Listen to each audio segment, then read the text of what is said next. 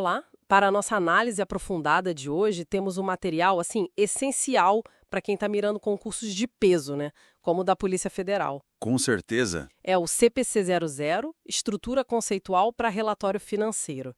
A ideia aqui é realmente destrinchar esse documento, sabe? Focar no que um examinador, o que ele provavelmente cobraria. Exato. Identificar aquelas pegadinhas, os conceitos que não dá para passar batido. Isso. Porque a estrutura conceitual é a base, né? O alicerce de todas as outras normas contábeis, os CPCs. Entender isso não é só decorar, é pegar a lógica da coisa. Uhum. Fundamental para responder questão conceitual, para interpretar os casos práticos que aparecem na prova. Então, vamos nessa. Pensar como examinador. Perfeito. Então vamos começar pelo começo, né? Qual é o objetivo principal dos relatórios financeiros, segundo o CPC-00? E para quem eles são mais direcionados assim? O objetivo central é fornecer informações financeiras sobre a entidade. Informações que sejam úteis, sabe?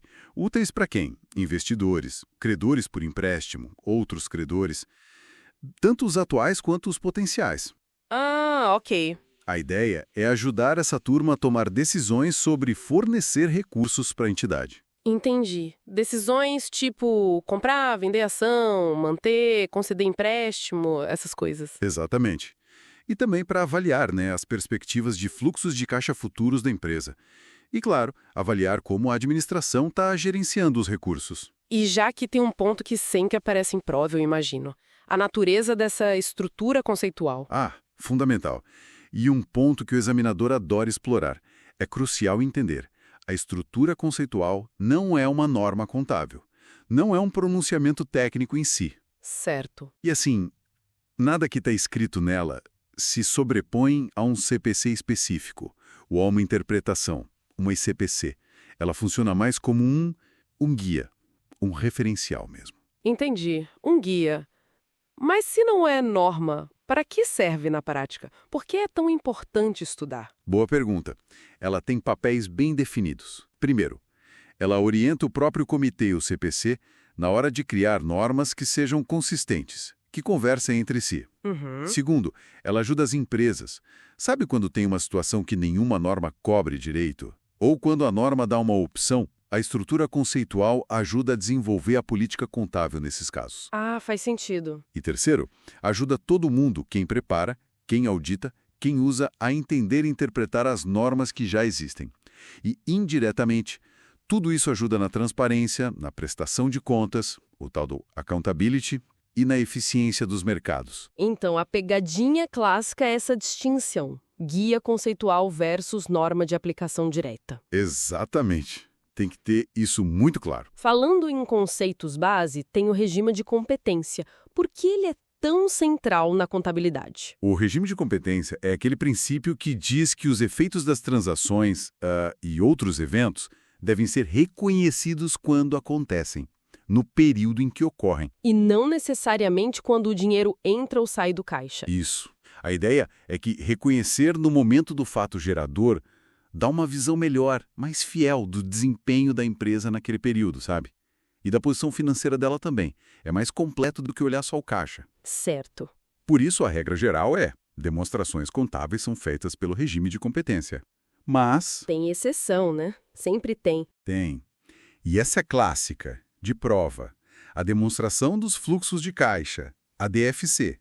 Essa, sim, é preparada pelo regime de caixa. Ah, ok. DFC é caixa, o resto é competência.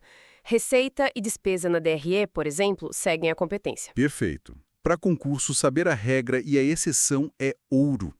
Competência geral, DFC, é caixa. Agora, um tópico que sempre gera dúvida e cai bastante. Características qualitativas da informação. O que faz a informação contábil ser útil de verdade?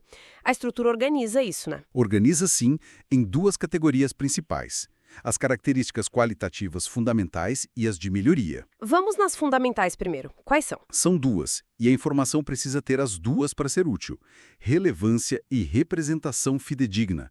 Não adianta ter uma sem a outra. Ok, relevância. O que isso quer dizer na prática?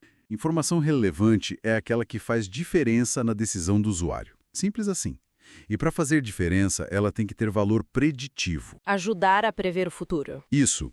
Ou valor confirmatório. Confirmar ou mudar o que a gente já pensava. Exato.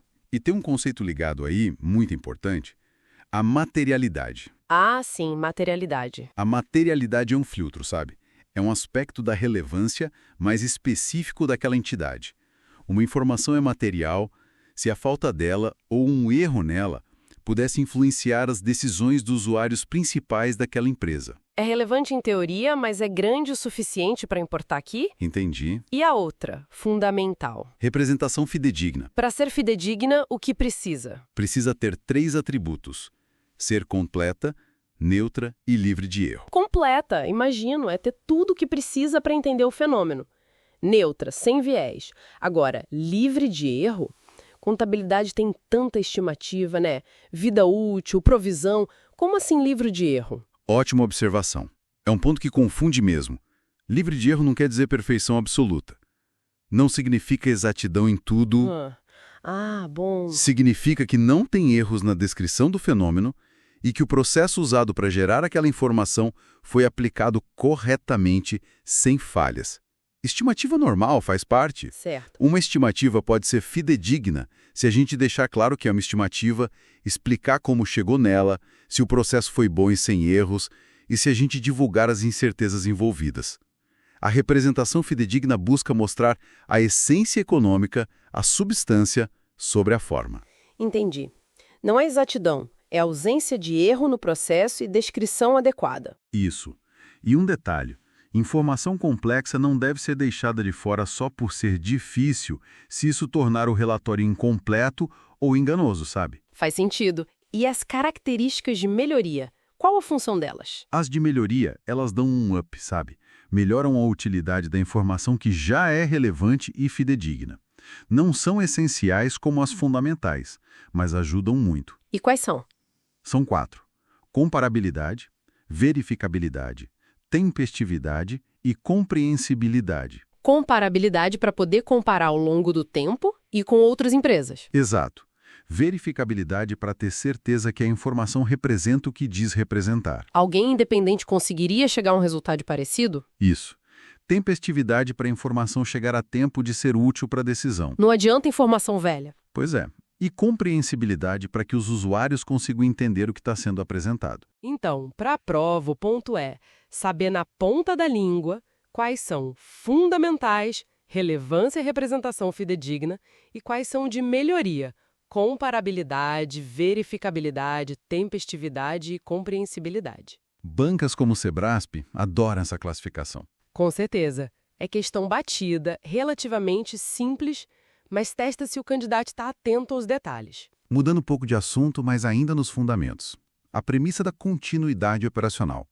Qual é a ideia básica aí? A premissa da continuidade operacional, ou going concern, é a suposição de que a empresa está funcionando e vai continuar funcionando no futuro previsível. Ou seja, a gente parte do princípio que ela não vai fechar as portas amanhã, nem está planejando liquidar tudo. Exatamente.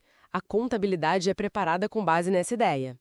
Agora, se essa premissa não for válida, por exemplo, se a diretoria tem a intenção de liquidar ou se não tem outra saída realista, aí a coisa muda. Muda tudo. As demonstrações podem ter que ser feitas em outra base, tipo valor de liquidação.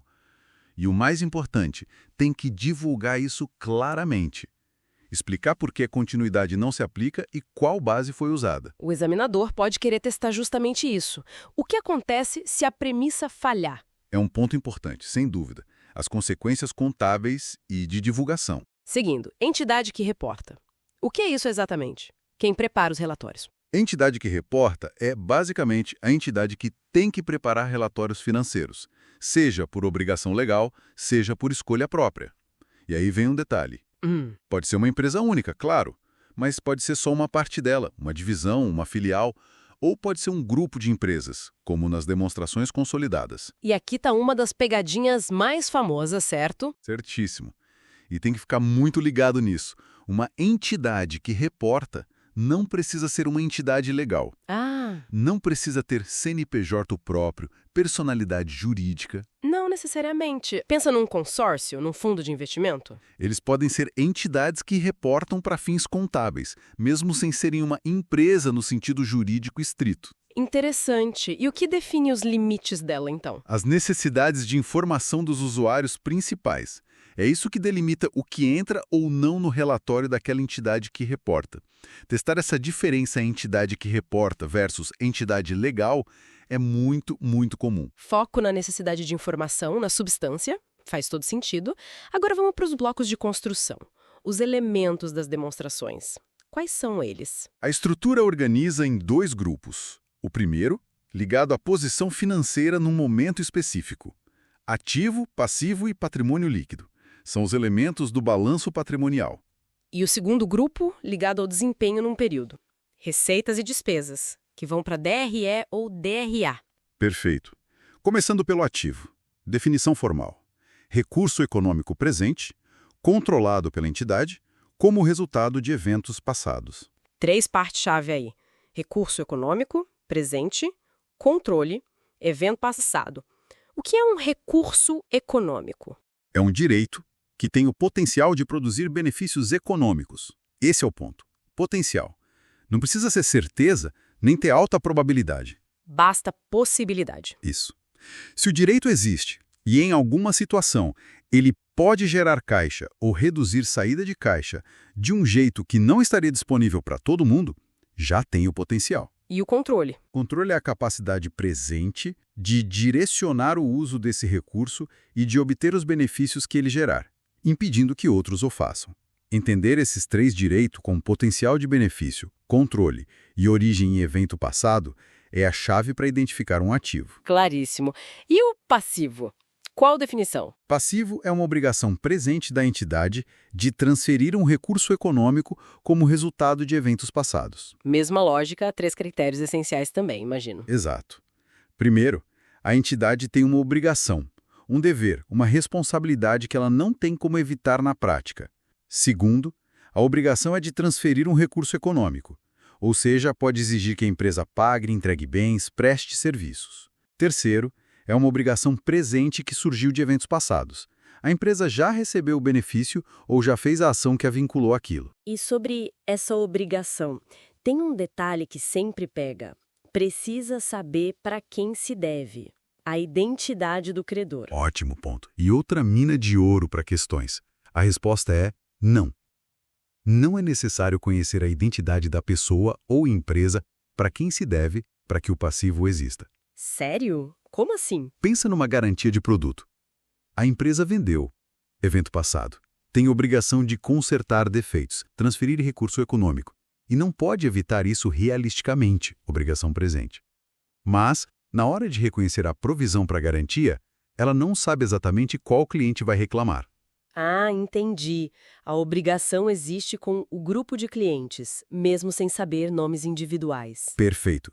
O foco do examinador vai ser nos 3 critérios e nessa questão da identidade do credor. Tem que saber que não precisa identificar. E o patrimônio líquido, como ele entra nessa história? O PL é definido de forma residual. É o que sobra dos ativos depois de tirar todos os passivos. É a participação residual. De forma simples, é o valor contábil que pertence aos donos da empresa. Certo. E por último, o par receitas e despesas. Receitas. Aumentos nos ativos ou diminuições nos passivos que aumentam o PL. Mas atenção, não podem ser aportes dos sócios. Despesas. O contrário. Diminuições nos ativos ou aumentos nos passivos que diminuem o PL. E também não podem ser distribuições aos sócios, tipo dividendos. E a famosa confrontação, o matching, cadê ele? A confrontação, tipo reconhecer a receita da venda e o custo da mercadoria vendida juntos, ela acontece como resultado de aplicar as definições e os critérios de reconhecimento. Mas a estrutura conceitual deixa claro, a confrontação não é um objetivo em si. Ah, não é o objetivo principal. Não. O foco é garantir que só entra no balanço o que é ativo, passivo ou PL de verdade. Não dá para inventar um ativo ou passivo só para casar receita e despesa, num período.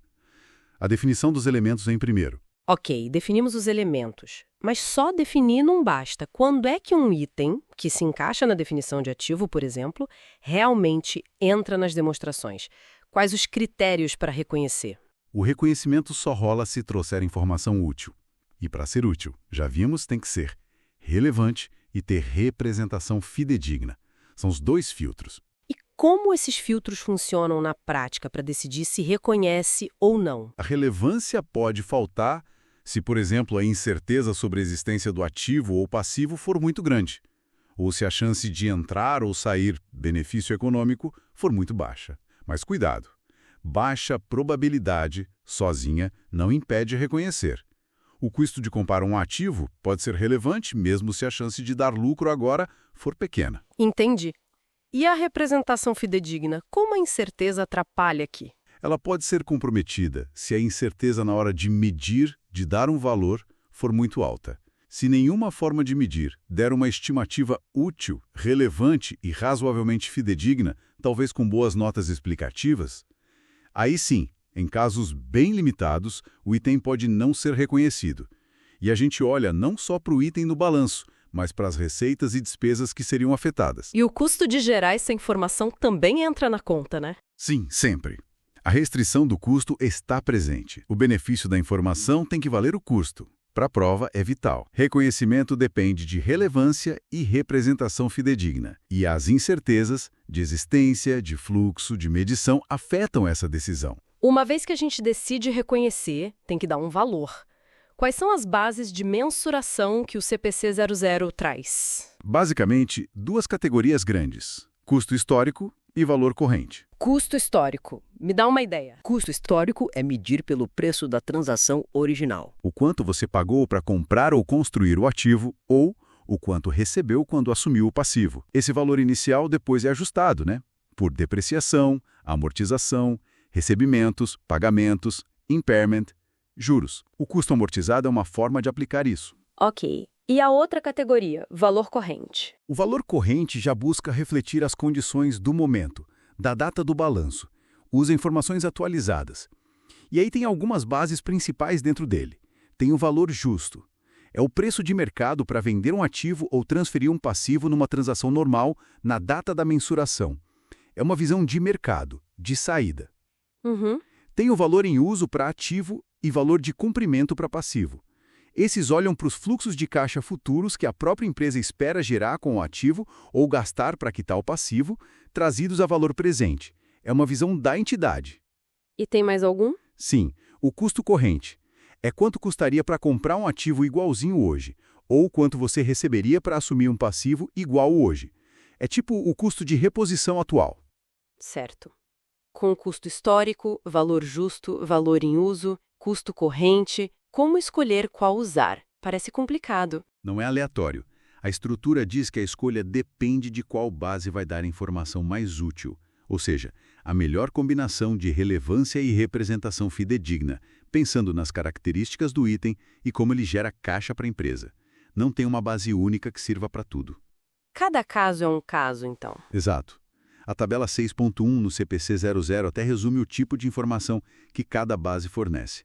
Para a prova, o importante é conhecer as principais bases e a ideia geral do que cada uma quer mostrar. Custo histórico, olha o passado. Valor justo, olha o mercado atual. Valor em uso, olha o potencial interno. Entendido. Depois de reconhecer e medir, vem a comunicação. Como apresentar e divulgar isso direito? A chave é classificação e agregação eficazes, tanto nas demonstrações quanto nas notas explicativas. Classificar. O que significa aqui? É agrupar itens parecidos e separar itens diferentes. O critério para agrupar pode ser a natureza do item, caixa, estoque, imobilizado, a função dele no negócio ou até a base de mensuração usada. Ah, tipo separar ativo circulante de não circulante. Isso. Ou passivo circulante de não circulante. Ou separar os diferentes tipos de contas dentro do patrimônio líquido como capital, reservas, outros resultados abrangentes. E essa separação do que vai para o resultado do período e o que vai para outros resultados abrangentes, o tal do OCI, também é classificação, né? importantíssima, onde a receita ou despesa é classificada no lucro ou prejuízo, resultado, ou no OCI, muda muito a análise de desempenho. Itens no OCI são aqueles que as normas específicas mandam não passar pelo resultado naquele período. E eles podem voltar para o resultado depois ou não? Depende. Algumas normas permitem ou exigem essa reciclagem para o resultado em períodos futuros. Outras proíbem. A decisão em cada norma se baseia no que dá a informação mais relevante ou mais fidedigna sobre o desempenho. Entendi. E a agregação? Qual o ponto aí? A agregação é juntar, somar itens com características parecidas. O cuidado é não exagerar. Agrupar demais esconde informação importante. Mas detalhar demais também não adianta, polui o relatório com coisa irrelevante. Tem que achar o equilíbrio para ser compreensível, mas sem esconder o que é material. Clareza e informação relevante, sem excessos. Exatamente. Dominar esses princípios de classificação e agregação é crucial para a comunicação ser eficaz. Excelente.